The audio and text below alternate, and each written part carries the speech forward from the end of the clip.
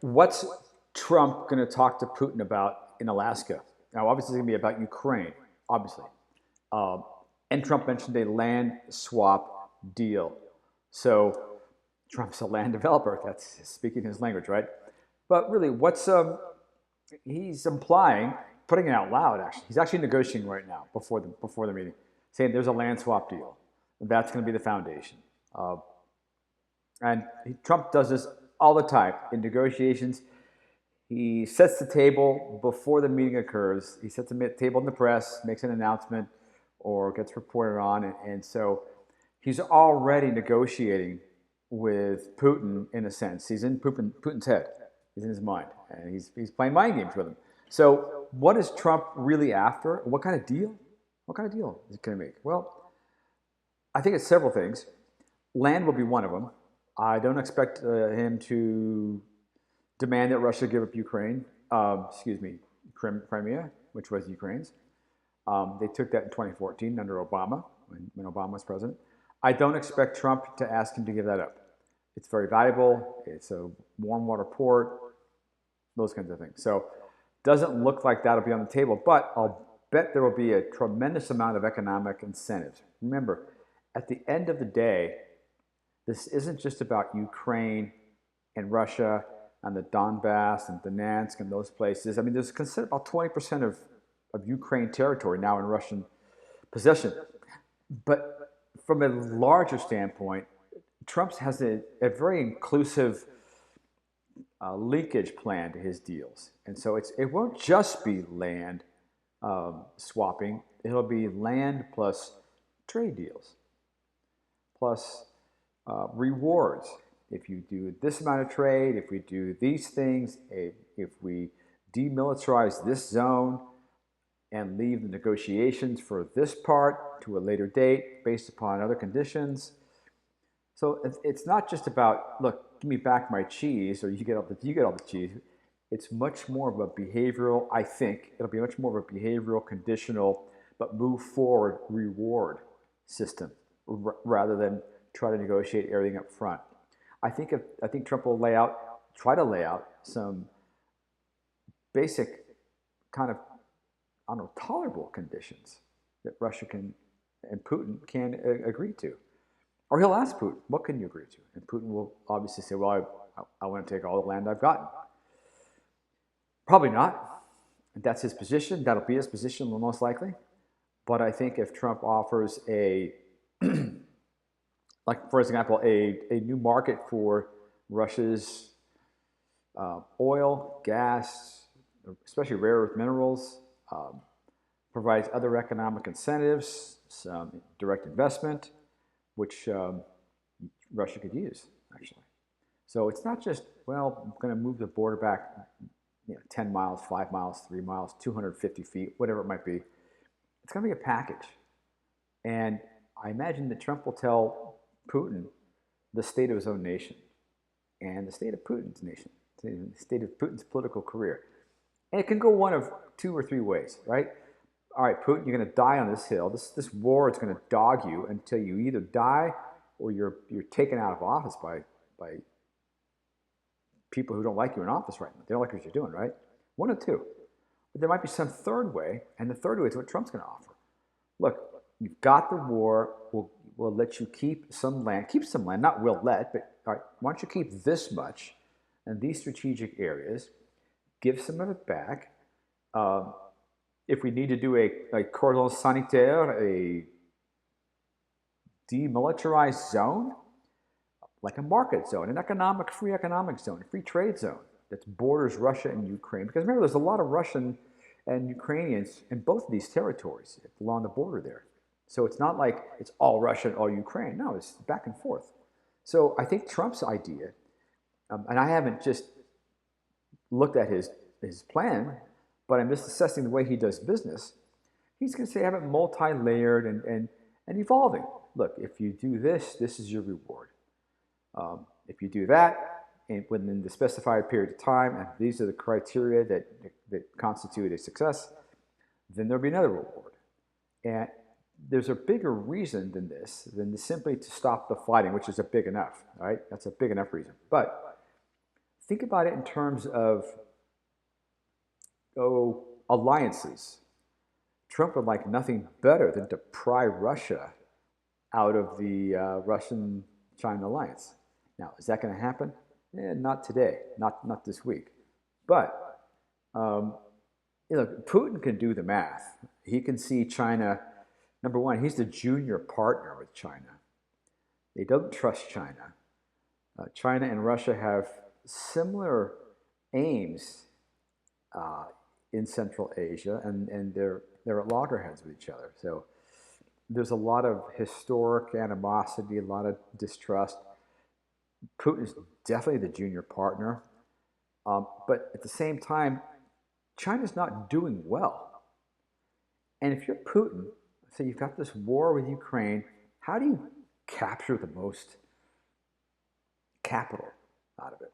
How do you get the most out of this war? And you can go back and say, hey, see, look what we've done with this war. This war has gotten us this. And sure, we gained some territory. We probably keep the Crimea. We get direct investment, which is leaving China. China's not getting almost any direct investment. It's just nobody wants to be there. But Russia's got a lot of natural resources that could be much more developed. Russia would probably rather do business with the EU, real business, not this BS, turn your gas off if you don't like what we're doing in business, but real business. I mean, actual, an economic, everybody wins kind of thing, right?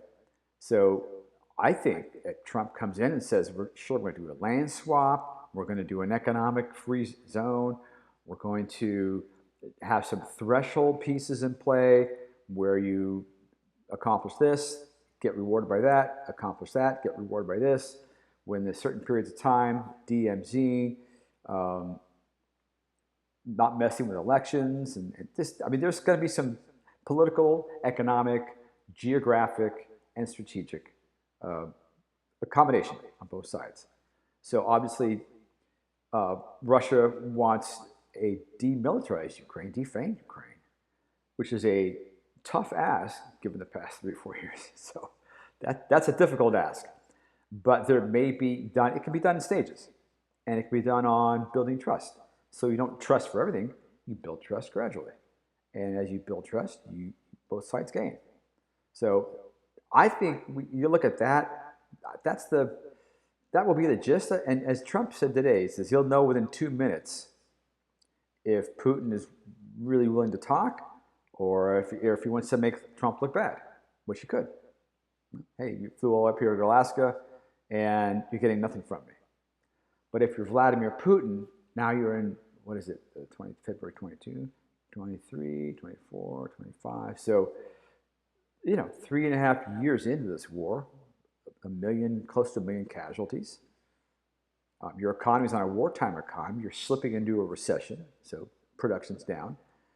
The war is less popular, and you're really not gaining that much week after week, month after month at this stage of the game. And you're fighting the war machines of the U.S. and of Europe and the financial capabilities. Yeah, you're working with China, but look, working with China, and Russia's got to know this, alliance with China is a diminishing proposition. Nobody in the West wants to be with China, except for corrupt, world globalists like Bill Gates, right? The gates of hell, I call him. Bill Gates wants to be in China, or Elon Musk maybe. Yeah, those guys aren't the West. Those guys are the worst of the West in many contexts. Not Elon Musk so much, although I'm not a big fan of the whole Neuralink thing. And I don't know. For one guy to have so many successful companies, from SpaceX and Starlink and Neuralink and the Boring Company and Tesla, I mean, there's all that in one guy. It's an X. It's just, it's not healthy, okay? So that said, I think what's going to happen, I think if Putin's smart, and he's not stupid, but he's also very cunning, and he's got to watch his back. So 2 things with Putin to think about. He's got the the military behind him, those guys who have put their behinds on the line for this war, and then the other part of the military and the political establishment who's against it, and obviously the oligarchs that disappear or die suddenly. So Putin is running out of kind of maneuverability. He's running out of allies, and he's getting older, and he doesn't have a win. He doesn't have a reason for people to keep him in office other than they don't want to die. Okay? But if Putin's smart, and he is, he's looking down the road. He's saying, okay, how can I make this war worthwhile? Obviously, all the things I talked about, I mentioned, but also things like getting rid of, oh, I don't know, biological labs, the several dozen that the U.S. put in there under the Obama administration. Getting rid of biological labs, defanging some of the Ukrainian corruption with the U.S., just cutting that cord. Will Ukraine be an ally? It'll probably be politically neutral. And that will be a difficult thing to pull off and to kind of enforce. Neutrality will have to have some definitions. And it's just, you can't be a Russian agent or a Western agent running the country. And it looks like Zelensky was a Russian agent. Excuse me, was a Western agent. Too much corruption. That the Bidens, and the, what's it called, Mitt Romney, and all these other people had their sons and families working for these oil companies, these gas companies in Ukraine. So that's got to stop. So Putin's going to say, look, we've got to scrub it clean militarily, no bio labs. They got to be neutral, politically neutral, military neutralized. And again, some kind of free economic zone where it makes sense to rebuild, because there's a lot of rebuilding. Certain Russian companies get these contracts. I'm just kind of getting a little more deeper into the talk about that. The Europeans get contracts. Ukrainians get contracts. So all these people, all these interests get served. At the same time, Russia gets a certain amount of direct investment. But that will be tied to Russia diminishing its connections with China. I must imagine that. That just doesn't come. So it's we're free. So there's Russia-Ukraine, Russia-Ukraine, Europe, Russia-Ukraine, Europe, U.S., politics, geography, economics, thresholds to meet in all those areas. And then there's Russia's relationship with China. And I think Trump will try to actually pull Russia westward. And the more they decouple from China, probably the better the deal will be. So Trump's setting the table already. He says, I'll know within 2 minutes. So now Putin knows that when Trump asks a question, what do you want to do? What are we here for? Are we here to negotiate? Or are we here to show how trenchant we are in our positions? So Trump will know that right away. Putin will either come out and say, well, I think we've made our position clear. I think this meeting was a waste of time. I'm sorry you had to fly all the way up here, but we have nothing to say to each other. Words to that effect. Or he'll say, what did you have in mind? Words to that effect. Or the third thing, Trump will ask him, what would you like? And if it's a short answer that basically mirrors the status quo, then it's over. But if Putin says, well, we want this, and this, and gives a laundry list, what he's really doing is putting his chips on the table. He'll hold some back, but he's putting some bargaining chips on the table. And Trump will be able to say, okay, let's take these one at a time. Now, that's what they're thinking about right now. They're already doing that. The Trump team is already saying, look, if he says X, then we have a couple of different options here. He says X, Y, and Z, plus B and D, but no F and no G. You see, they're having these games. They're game theorying it right now, and in terms of what they can accomplish and what's acceptable and what's verifiable, what's possible. Right? Some things aren't possible. The status quo ante is not possible, where you had American politicians and their families reaping billions, and still doing probably through the money, military-industrial complex and all that money flowing through. I'm sure they're reaping billions, a lot of money. That's got to stop. And if I was Putin, I would say the same thing.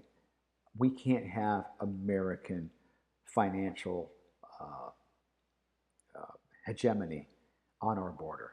Not military, not economic, and not financial. Not beating up the ruble where the dollar is here and the ruble costs nothing, right? So, and the other part of that is Russia and China, and then Russia with BRICS. And we talked about that in another podcast, but that's a big problem too. That's a big deal. And that may be on the table. I would be surprised if it wasn't on Trump's agenda.